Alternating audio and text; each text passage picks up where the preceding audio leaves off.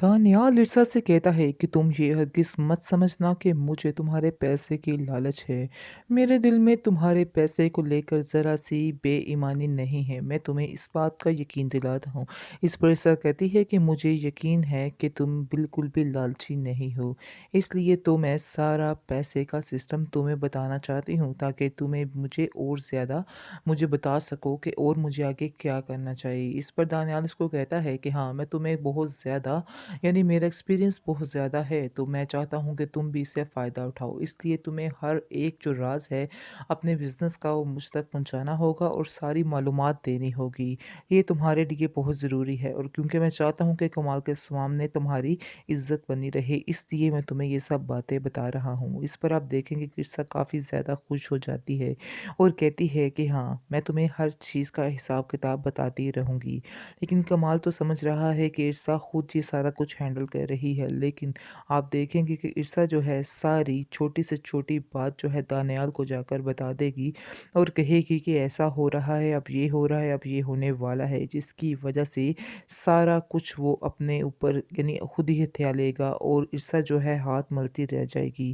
क्योंकि कमाल ने इस कदर उस पर यकीन किया है, लेकिन ईर्षा उस यकीन का नाजायज़ फ़ायदा उठा रही है और उसको बिल्कुल भी इस बात का एहसास नहीं है कि वो जो कर रही है बिल्कुल गलत कर रही है। वो समझ रही है कि वो जो कर रही है बिल्कुल ठीक है और ये ही क्या कहते हैं कमाल के लिए भी बेहतर है और हम सब के लिए बेहतर है। इसलिए वो ये सब कुछ कर रही है।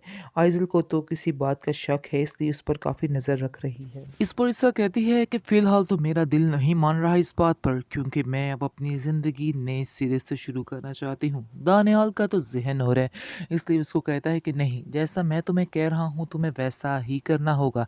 इसलिए चुप करके हामी भर लो और जाकर सारी बात कर दो कि मैं इस बात के लिए बिल्कुल राज़ी हूँ।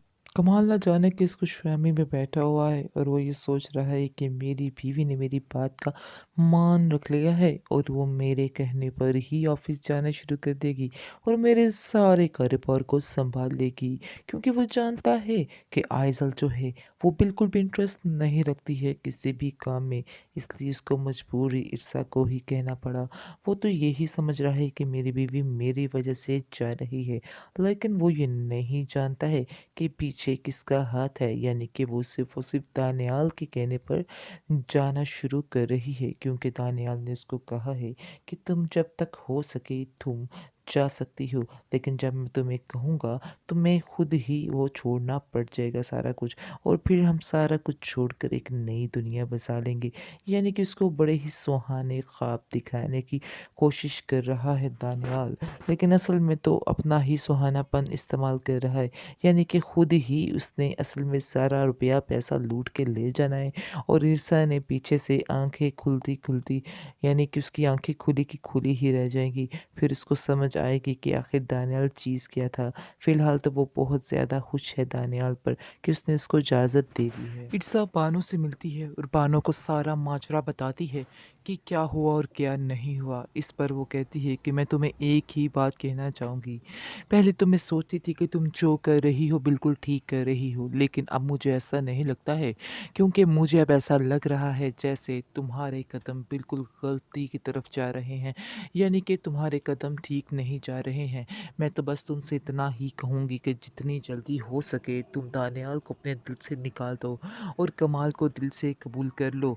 बाकी इसके बाद तुम्हारे पास कोई भी रास्ता नहीं है, क्योंकि इस तरह से तुम कमाल से धोखा कर रही हो और मुझे नहीं लगता है कि कमाल ऐसा इंसान है जिसके साथ धोखा किया जाए।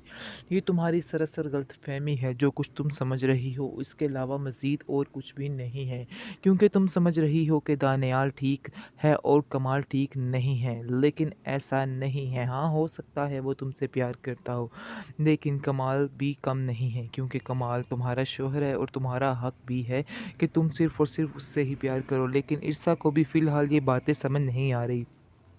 और ईर्षा बिल्कुल दीवानों की तरह दानेआल की तरफ खिंची चली जा रही है और बस अब अपने काम में ही लग चुकी है। कमाल काफ़ी ज़्यादा ईर्षा पर खुश है कि मेरी बीवी बहुत ही नेक, बहुत ही अच्छी है और उसकी हर बात का मान रख लेती है।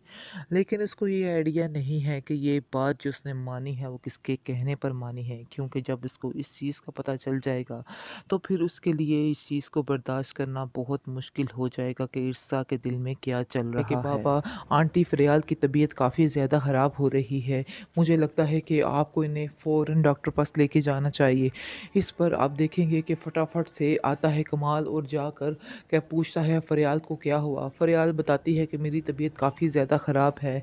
मुझे आई नीड डॉक्टर, मुझे डॉक्टर की ज़रूरत है, मुझे डॉक्टर पास ले जाओ।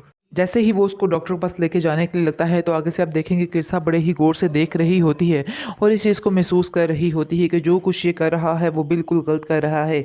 लेकिन इसके अलावा कोई चारा भी तो नहीं है कमाल के पास। उसको ज़ाहिर-सी बात है कि उसने उसकी मदद तो करनी है। वो जानता है कि वो बिल्कुल बेसहारा है और उसकी मदद कौन करेगा। इसलिए ही सिर्फ़ उसने उसका साथ देने का फ़ैसला किया है। अलबत्ता ऐसी-वैसी कोई बात नहीं है। जो समझ रही है ईर्षा बिल्कुल गलत है।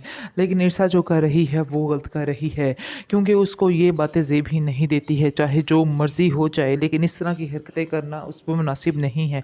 लेकिन उसको इस बातों का एहसास नहीं हो रहा और वो अपनी ही ज़िंदगी में बस मगन है।